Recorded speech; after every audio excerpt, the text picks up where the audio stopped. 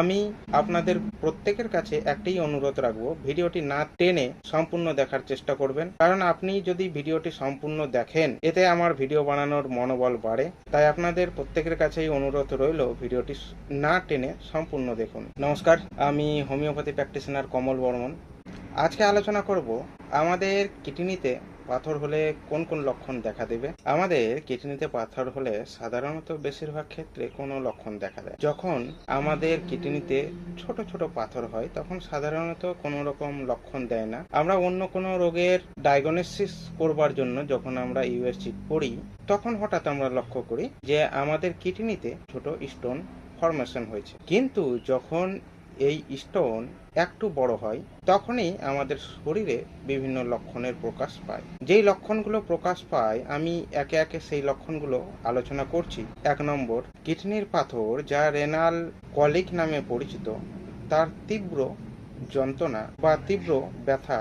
এই কিডনি পাথরের ব্যথা যারা একবার এই ব্যথায় ভুগেছেন তারা অবশ্যই জানেন যে কতটা সিরিয়াস ব্যথা ওঠে, যে রোগী অল্প একটু সময়ের মধ্যেই কাতর হয়ে পড়ে। এই কিডনির ব্যথা সাধারণত পিঠ এবং পিঠের পাশে পাঁজরের নিচে শুরু হয়, যা আস্তে আস্তে মূত্র নালীর কাছেও ব্যথা অনুভব হতে পারে। এই ব্যথাটি তখন অনুভব হয় যখন পাথরটি কিডনি থেকে মূত্রনালীর মধ্যে ভ্রমণ করে।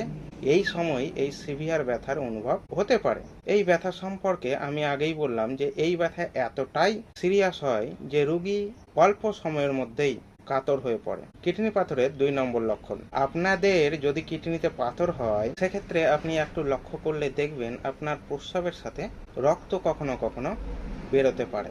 3 নম্বর, আপনার কিডনিতে যদি পাথর থাকে সেক্ষেত্রে আপনি লক্ষ্য করবেন হঠাৎ আপনার প্রস্রাব আটকে আটকে যেতে পারে, আবার কখনো কখনো প্রস্রাব করার সময় জ্বালাও অনুভব হতে পারে। 4 নম্বর, আপনার যদি কিডনিতে পাথর হয় তাহলে আপনার কিডনির পাথরের কারণে বমি বমি ভাব হতে পারে, আবার কখনো কখনো হালকাও বমি হতে পারে। 5 নম্বর লক্ষণ, তা থেকে যদি আপনার কিডনি সংক্রমণ হয় সেক্ষেত্রে আপনার জ্বর এবং ঠান্ডা লাগার মতো উপসর্গও দেখা দিতে পারে। 6 নম্বর লক্ষণ, যদি আপনার কিডনিতে পাথর থাকে তাহলে আপনি লক্ষ্য করবেন আপনার প্রস্রাব পরিষ্কার হবে না, আপনার প্রস্রাবের রং মেঘলা বা হালকা লালচে ধরনের হতে পারে এবং সাথে আপনার প্রস্রাবে প্রচুর দুর্গন্ধ হবে। এই সব লক্ষণগুলো ছাড়াও কিডনি পাথরের আরো বিভিন্ন লক্ষণ হতে পারে, কিন্তু মূলত আমরা যেই লক্ষণটি বেশি দেখতে পাই, যা সাধারণত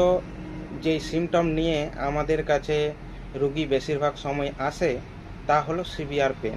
এই পেন কোমর থেকে হালকা উপরে পিছনের দিকে ব্যথাটি হয়।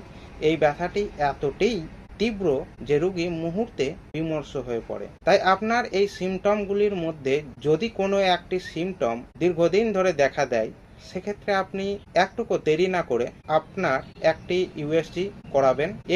এই ইউএসজির মাধ্যমে আপনি জানতে পারবেন আপনার কিডনিতে পাথর রয়েছে কিনা।